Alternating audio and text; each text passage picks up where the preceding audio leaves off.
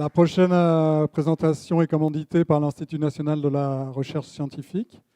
Donc, j'appelle Martin Lafrance, qui va nous parler de l'intégration des phytotechnologies dans la restauration de talus riverains dans les emprises de corridors de transport. Martin Lafrance est biologiste spécialiste en environnement au ministère des Transports et de la Mobilité durable. Il œuvre là-bas depuis plus de 20 ans. Il est responsable des évaluations environnementales précédant la réalisation des travaux d'infrastructures routières. Il veille notamment à l'intégration des mesures d'atténuation des impacts dans les plans et devis, à la surveillance de chantier et au suivi environnemental, ainsi qu'à l'expérimentation de nouvelles méthodes de protection et de restauration de l'environnement, en particulier les corridors biologiques.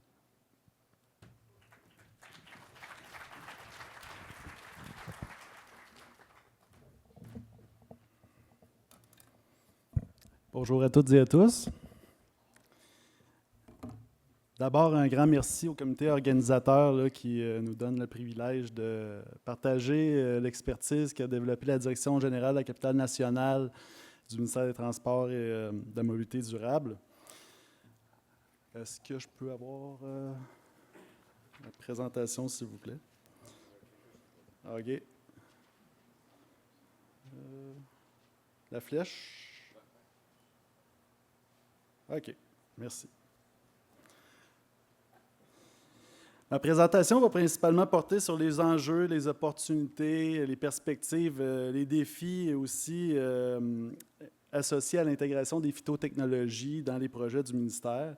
Avant la période des questions, je vais vous soumettre également quelques pistes de solutions pour les favoriser davantage. Notez que je vais mettre l'accent principalement sur les réalisations et les réalités de la direction de la capitale nationale, qui englobe les régions de Portneuf, de Charlevoix jusqu'à Baie-Sainte-Catherine, puis de Québec jusqu'un peu au nord de l'étape, là, dans la réserve faunique des Laurentides. L'intégration des phytotechnologies au ministère des Transports remonte quand même à plus de 30 ans. Lorsque les superficies à restaurer sont significatives, l'opportunité de les intégrer au concept de stabilisation est évaluée de concert entre les professionnels en environnement et les ingénieurs responsables des projets. Évidemment, il y a des conditions gagnantes associées à ça, là. Ça passe d'abord par la proactivité du responsable en environnement, mais aussi et surtout au chargé de projet et de sa sensibilité et de son ouverture à innover.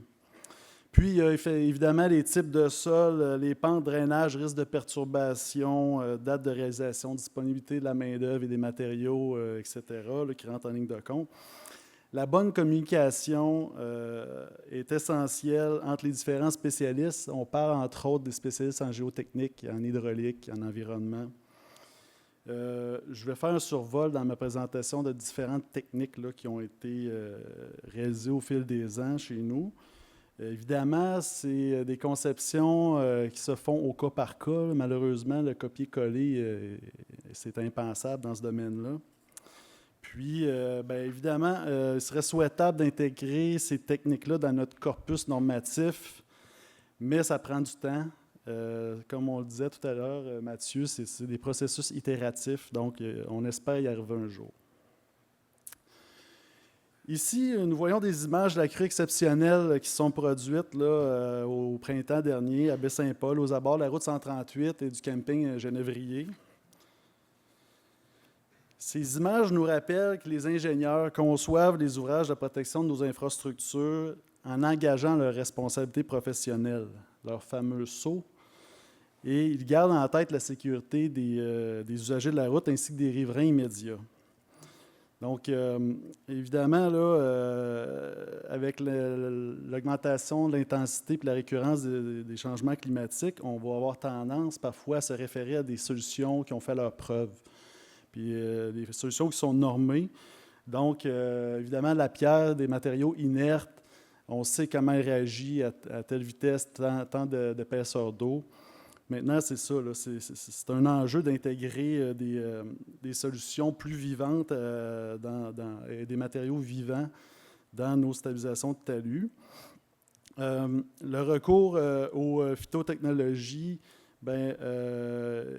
c'est certain que c'est des compromis qu'il faut faire là, dans ces contextes-là. Donc, les phytotechnologies pures, c'est impensable, c'est irréaliste à l'heure actuelle au Québec. Il faut se le dire. D'ailleurs, la réglementation actuelle là, ne favorise pas tout à fait bien l'intégration dans nos projets des phytotechnologies parce qu'on mentionne notamment dans le RAFI là, que les techniques mixtes, ce sont des enrochements avec plantation ou ensemencement. Puis pour eux, les techniques mixtes, ça n'inclut pas des phytotechnologies.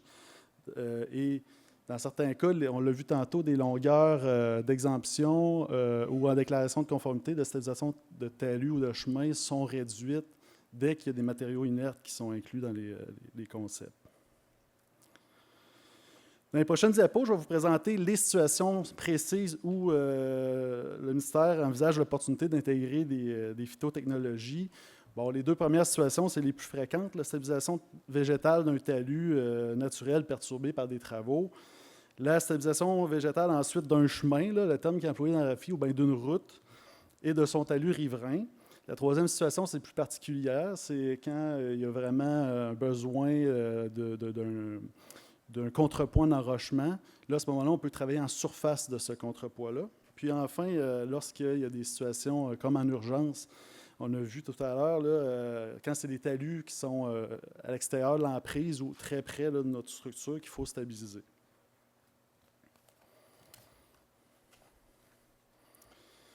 Donc, dans le premier cas, c'est un cas classique de reconstruction de ponts, de ponceaux, et où il faut faire, par exemple, un chemin de déviation là, en amont, en aval de l'infrastructure pour le trafic. Donc, on va perturber littéralement là, l'écotone riverain. Puis, c'est ça, c'est possible aussi dans le cas de démantèlement d'un ouvrage, là, la remise en état. Je montre un exemple précis. Par exemple, à Val-Bélair, la rue d'Hibernia qu'on a fait dans les dernières années, c'est un pont, tout simplement, un pont municipal qu'on a reconstruit. On voit l'état d'origine sur la photo de gauche, de la rive amont gauche du pont. Puis sur la photo droite et les suivantes, ça va être un peu les travaux de stabilisation, de restauration végétale là, de cette même rive, là, une fois que le pont a été mis en service.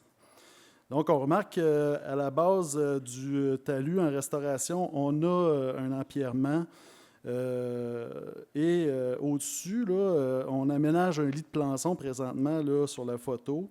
Puis ces plançons-là sont implantés à près d'1 mètre sous la limite du littoral ou la ligne des Hauts-Eaux, si vous préférez. Je vais passer des détails techniques, là. On n'a pas beaucoup de temps, mais bref, on a des longues tiges de cornouiller stolonifère ou artre rouge, saules discolores qui sont couchés sur un lit de terreau. Ces espèces-là ont le potentiel, vous savez, de se dédifférencier, créer un réseau racinaire important à partir de ces tiges-là. On voit les étapes de recouvrement là, par du terreau, puis on a toutes sortes de techniques là, de dallage de cailloux pour éviter cette perte de matériel fin.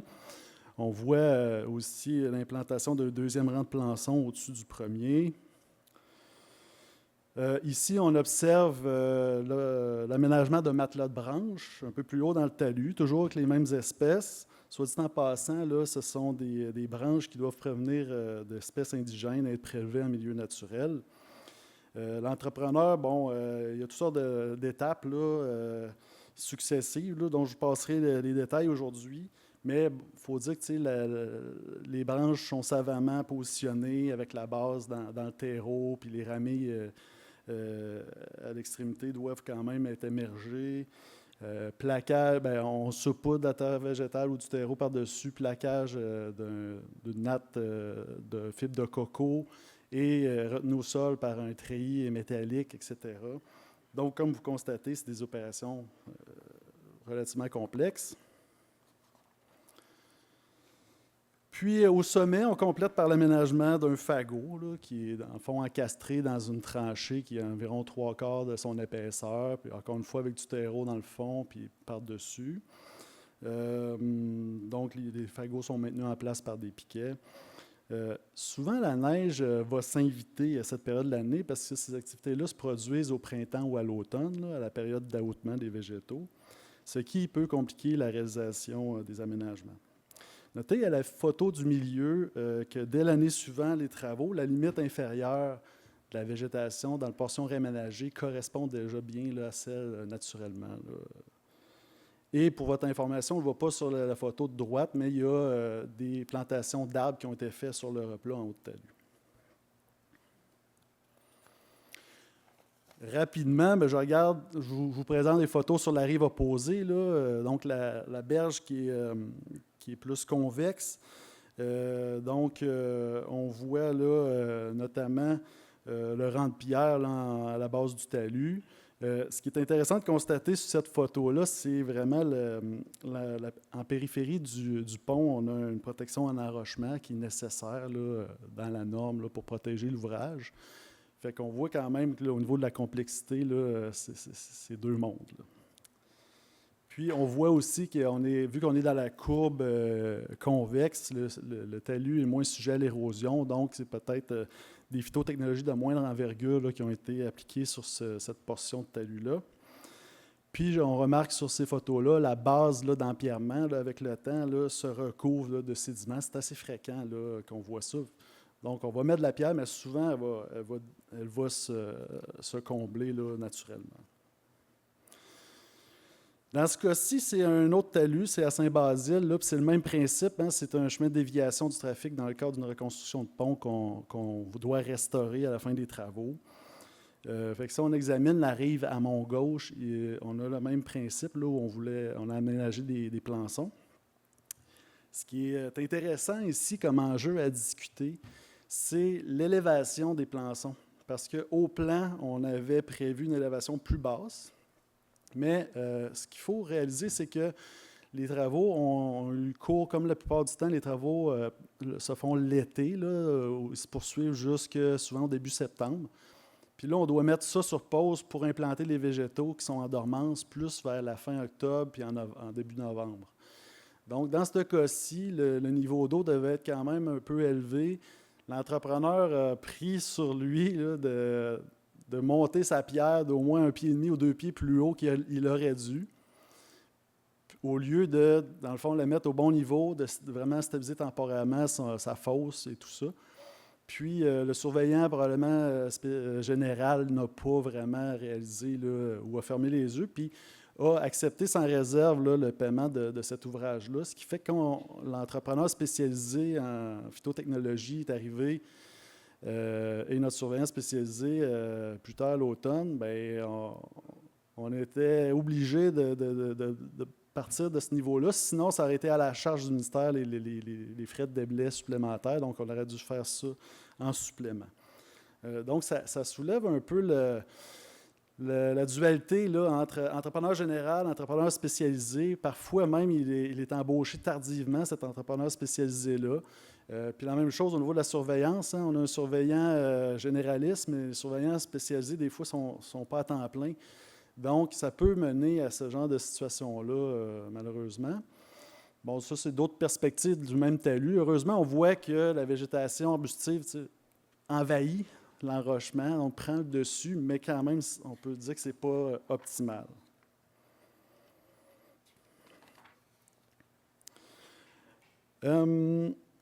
Au niveau d'un deuxième type qui est assez fréquent, c'est une stabilisation de chemin ou d'une route. Donc, c'est une stabilisation parallèle à un cours d'eau, mais ça peut aussi être, il n'y a pas de cours d'eau, puis c'est un talus qui est tout simplement instable. Donc, on étudie dans un premier temps si l'option de déplacement de la route est possible.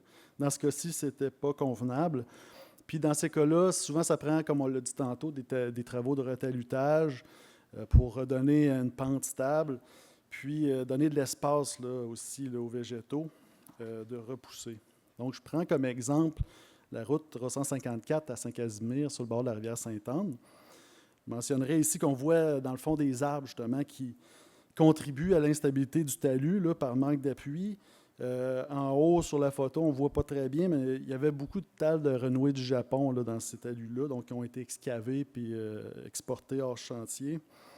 Il y a quand même un bon dénivelé, la bande riveraine est assez réduite en largeur, puis sur la chaussée, ça se répercute. Là, il y a de la fissuration, vous voyez, ça a été réparé à plusieurs reprises, donc c'est un bon indice là, qu'il y a un problème d'instabilité. Les arbres, d'abord, doivent être coupés, malheureusement, mais le retalutage est nécessaire, comme je l'ai dit. On a implanté des techniques de phytotechnologie relativement similaires à celles que je vous ai montrées tout à l'heure. Puis pour des longueurs aussi significatives, il faut noter que ça prend quand même une main-d'œuvre spécialisée en bon nombre, et ça sur une relative courte période de temps. On voit sur la photo de droite là, que peut-être Clémence va sourire, là, mais les percées visuelles, mettons qu'on a gâté là, les riverains là, à ce niveau-là, dans ce dossier-là. Si on regarde un autre projet, okay, sur le bord de la route 369 à Shannon, c'est un projet aussi de stabilisation de chemin ou de route sur plusieurs centaines de mètres. On voit bien le phénomène d'érosion de pieds de talus, souvent qui met en surplomb là, le talus en soi, fait qu'avec le gel-dégel, puis le ruissellement de surface, entre autres, là, puis le régime des glaces, ça va venir qu'à descendre. Donc, encore une fois, compte tenu de la très faible largeur du talus, on est obligé de retaluter. On fait une base en empierrement. C'est ça. Là, on fait les techniques essentiellement de plançon, matelas de branche. Encore une fois, nos plançons, on les a mis près d'1 mètre sous la limite du littoral. Donc, vous voyez par vous-même l'efficacité, la pérennité de l'aménagement. Puis, je vous garantis qu'aux extrémités du tronçon aménagé, là, on a la même élévation au niveau de la ligne de végétation. Donc, c'est quand même des bons succès. La troisième situation plus particulière, ça se trouve parfois en bordure du fleuve, quand on a besoin d'un enrochement massif pour épauler la route, parce que là, on a un talus de plus haute hauteur, puis on est sujet à des glissements de type rotationnel, donc des enjeux géotechniques où des armatures végétales ne sauraient venir profondément là, stabiliser les sols. Donc, on peut quand même recouvrir ces massifs d'empierrement-là par de la terre végétale, puis après ça, avec les phytotechnologies des plantations standards, restaurer une succession végétale plus naturelle. Comme on le voit sur les photos, là, à Deschambault-Grondines, là, on avait ce cas-là dans les dernières années, donc des photos de construction de l'empierrement là, en bas à gauche, puis l'ajout de 500 mm de terreau là, sur tout l'empierrement, un peu plus haut que la limite du littoral. Quand même, on est au fleuve, il fallait avoir une certaine revanche pour les vagues, les glaces. Donc, on est capable, sur ce terreau-là, de faire des plantes, premièrement, de restaurer la strate herbacée avec des ensemencements, faire des plantations standards arbustives, mais aussi, comme on le voit, là, l'aménagement de fagots, par exemple. Puis enfin, la quatrième opportunité ou le quatrième type de projet où au ministère des Transports, on est en mesure d'implanter des phytotechnologies, c'est par exemple quand il y a le cas de la rivière des Morts, là, vous l'avez tous un peu vu là, aux médias avec les roulottes, les 28 roulottes qui se sont effondrées puis broyées sous notre pont. Là, c'est ce pont-là, en fait. Donc, on avait des travaux, évidemment, d'urgence suite à des crues subites là, qui étaient imprévisibles. Donc, c'est un cas de sécurité civile ou même de sinistre. Là. Donc, il y a certaines lois et règlements qui ont été suspendus à cet égard-là. On a dû reconstruire complètement un talus. Hein. Ce n'était pas juste une stabilisation de berge, mais là, il y avait pratiquement 10 à 15 mètres de talus en rive droite qui ont été perdus. Donc, ça a été complètement reconstruit. Il a fallu échanger avec divers intervenants et autorités responsables pour établir jusqu'où à l'amont on allait procéder à la restauration du talus. À cet effet-là, on a eu une excellente collaboration du ministère de l'Environnement et du ministère de la Pêche Océan Canada. Ça vaut la peine de le souligner. Ensuite de ça, on n'avait pas de plein de vie. Donc, heureusement, on avait une étude hydraulique récente, ce qui nous a permis d'avoir des profils de la rivière avant le sinistre. Puis avec les photos aériennes, puis avec des ingénieurs qui sont dégourdis, on était capable de désigner en temps réel c'est où qu'on devrait remettre le cours d'eau. Puis, on avait vraiment une équipe multidisciplinaire qui s'affairait autant sur le terrain qu'au bureau, à faire des recommandations. Fait en temps très restreint, on a réussi à monter un projet de stabilisation suite à un sinistre, mais pas pour du temporaire qu'on allait arracher à moitié plus tard puis revenir à grands coups par impact là, humain. on a réussi à monter un projet permanent qui implique des phytotechnologies, donc on n'a pas besoin de retourner. Fait que ça, c'est assez intéressant.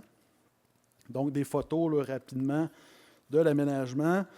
Sur la rive droite, on le voit là. Puis, compte tenu qu'on était en période printanière, ça nous a permis de penser, hey, on a peut-être des tiges en dormance qui seraient disponibles. Donc, allons-y avec un rang de plançon en pied de talus, encore une fois. L'épaisseur de la carapace d'empierrement était quand même importante. Fait que c'était nécessaire de descendre nos plançons pour qu'ils aient les pieds dans l'eau. Les sédiments qui ont été accumulés en rive opposée ont été extraits, ont été dragués et récupérés pour réutilisation en rive droite. Puis, c'est ça. Là, je vais passer en rafale quelques photos qu'on a prises sur les talus, tout ça. On a comblé là, les interstices des empierrements au maximum pour y ajouter une bonne couche de terreau. Puis, plus précisément, là, on avait encore une fois 600 mm de terre végétale au-dessus de la limite du littoral. On en a épandu aussi du matériel de colmatage sous la terre végétale, mais au-dessus des plançons pour là aussi favoriser une colonisation de la végétation. Très heureux d'avoir recommandé un matelas de fibre de coco parce que sinon, la crue exceptionnelle qu'on a eue en juillet est venue solliciter nos aménagements. Est-ce qu'il te reste beaucoup de diapos parce qu'on est à peu près au bout du temps? Oui, 2 minutes. OK. Parfait. Donc, essentiellement, ce qu'il faut considérer, c'est qu'on a quand même plusieurs défis là, au niveau de l'intégration des phytotechnologies. Évidemment, identifier les causes, identifier les solutions adaptées, planifier les travaux là, pour qu'ils fitent dans la fenêtre propice. La question de l'adoucissement des pentes, on en a parlé tout à l'heure, versus, dans certains cas, certains analystes vont dire oui, il n'y a pas de problème, c'est un milieu terrestre avant, go. Dans d'autres cas, attention, vous allez avoir des compensations. Fait que ça, c'est quand même des défis. Je pense qu'on a intérêt, là, comme plusieurs le pensent, là, d'essayer de maximiser l'encastrement. Puis, les pentes, oui, là, mais d'avoir des pentes qui sont favorables aux végétaux, parce qu'un écotone riverain sain là, et naturel va donner autant de bénéfices pour l'habitat du poisson. Donc ça, il faut qu'on en discute. Il y a la sélection limitée de végétaux. Évidemment, ce n'est pas tous les végétaux qui peuvent développer des racines, etc. Manque d'expertise en conception, réalisation et même en surveillance spécialisée, de pénurie de main-d'œuvre et d'entrepreneurs. Ça, c'est tous des défis. En conclusion, les pistes de solutions que je pourrais suggérer, c'est multiplier, puis ça, le terme est faible, les activités de formation. Fait que pas en faire une par année, là, mais bombarder nos ingénieurs, nos chargés de projet de formation, de sensibilisation, prendre en compte leurs contraintes. Là, on parle de responsabilité civile, c'est un travail d'équipe, puis solliciter la capacité d'innover des gens. La réglementation, il y a des éléments sur lesquels on peut travailler, hein, notamment la question du pied d'enrochement, les techniques mixtes, tout ça. Documenter nos travaux, processus itératif, parce qu'il faut rentrer ça dans nos normes, il faut que ça devienne plus accessible, même si c'est du vivant. Il faut peut-être accepter aussi des risques, comme on en parlait plus tôt aujourd'hui. Développer des plans pépinières, hein, il y a des gens qui commencent à travailler là-dessus pour qu'on puisse planter tout l'été.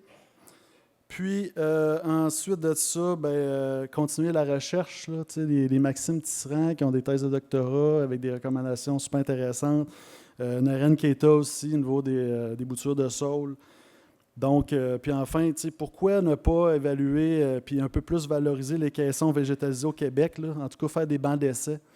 Fait que je pense qu'il y a beaucoup de pistes de solutions là, qui sont ouvertes à tous. Merci beaucoup. Merci beaucoup.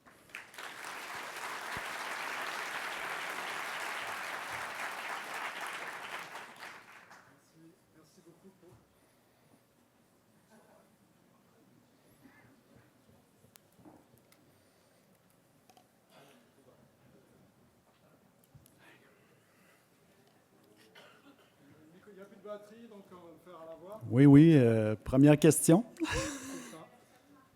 Salut. Secteur Fonds, on va dire ça comme ça. Je suis au Saguenay. D'abord, je voulais saluer l'initiative que vous avez dans la région là, ici pour des projets qui intègrent des phytotechnologies là, au sein du ministère des Transports, feu ministère des Transports, en tout cas, on va alléger ça. Ma question, puis un commentaire, dans le fond, est-ce que ce que vous faites, vous tentez de le faire rayonner un peu partout au Québec, dans les autres régions? Ça serait la première chose que je te demanderais. Puis au niveau du commentaire, dans le fond, il semble avoir une trame de fond depuis le début de la journée à l'effet que c'est bien compliqué au niveau des processus d'autorisation. Je parle au provincial, là, je prêche pour ma paroisse. Que, bon, il n'y a pas d'ouverture au niveau des phytotechnologies, qu'il y a des demandes de compensation, que, bon, tout ça est nouveau un peu pour tout le monde, je pense, il faut se le rappeler. Puis je pense avant tout, le message que je voudrais passer, c'est oui, peut-être qu'il y aura une autorisation tout de même, mais je pense qu'à partir du moment où on essaie d'intégrer des concepts qui sont beaucoup plus respectueux des habitats, le processus, au final, il va peut-être être un peu rétréci en termes d'aller-retour dans les demandes d'évitement, questionnement, minimisation. Donc, j'encourage à proposer des projets et non prendre pour acquis que ça sera compliqué, difficile et qu'il y aura ultimement des compensations aussi. Fait que c'était un message que je voulais lancer. Fait que je te laisse répondre à ma question. Merci. C'est un message rempli d'espoir parce que la valorisation, c'est pas uniquement, pas de compensation, mais c'est à plusieurs niveaux qu'il peut y avoir des allègements puis des discussions constructives. Fait que ça, c'est très apprécié. Puis au niveau du rayonnement, oui, à l'interne, nous, au ministère, on a de plus en plus là, de gens qui travaillent en environnement. Il y a des directions en général, ils ont une armée de biologistes qui travaillent là, c'est fou. Donc, on fait des rencontres mensuelles, puis on échange là-dessus. Évidemment, quand on est pogné à faire trop d'autorisation, on a moins de temps de rayonner puis de promouvoir ça. Ah! Et voilà. Parfait, merci. Si on peut faire, je ne sais pas si on va pouvoir tous passer pour les questions parce qu'on est nombreux, on a déjà dépassé le temps, mais je propose parce qu'on peut prendre du temps pour discuter au lunch aussi, mais on a qu'à faire une dernière question et puis on passera au lunch. Je suis désolé pour les autres. Je vais garder ma question assez courte. Laura Dumont-Boyer, je suis ingénieure chez Adio Expert Conseil. En fait, au privé, je pense qu'un des enjeux qu'on a, c'est qu'on a peu de budget, disons, pour faire des suivis sur plusieurs années sur les enrochements végétalisés. Typiquement, c'est 1 ou 2 ans pour la garantie d'entretien là, au niveau de l'entrepreneur. Est-ce que le ministère pensait faire un recueil public de retour d'expérience pour les phytotechnologies éventuellement? Honnêtement, c'est le maillon faible, les suivis là, partout, dans toutes les organisations, puis on ne fait pas exception. Pourtant, c'est tellement important et enrichissant de le faire. Donc, c'est certain que ça ferait partie des défis. Là, puis les pistes de solutions, c'est mieux documenter parce que justement, on veut normaliser ces solutions-là, on veut apprendre, on veut faire des bancs d'essai. Fait qu'il y a un effort particulier qui devra être mis à ce niveau-là. Fait que, tu sais, sans encore faire du surf sur, tu sais, donnez-nous du lousse en amont, mais exigez-nous plus de suivi. Je pense que ça serait des situations comme celle-là parce que avec les ressources qu'on a les suivis qu'on a. T'sais, si moi, chez nous, on engageait 2 biologistes de plus, je suis certain que nos suivis seraient beaucoup plus à la coche. Là, c'est un enjeu de main-d'œuvre, comme vous le savez, mais c'est important là, de faire des suivis. Oui, je faisais cette intervention-là parce que plus jeune, j'avais déjà travaillé comme stagiaire au MTQ pour les inspections de ponceau qui avaient été développées à la suite d'un accident là, qui avait mis en jeu la sécurité, là, un décrochement de ponceau. Fait que je ne sais pas s'il faut attendre en fait qu'on ait des petits accidents. Fait que je pense que c'est quelque chose qui est un frein pour les ingénieurs, justement, qu'on a peu de retour d'expérience. Donc, c'est tout. C'était mon commentaire. Exact. Merci. Merci beaucoup. Merci beaucoup, Martin, pour cette présentation.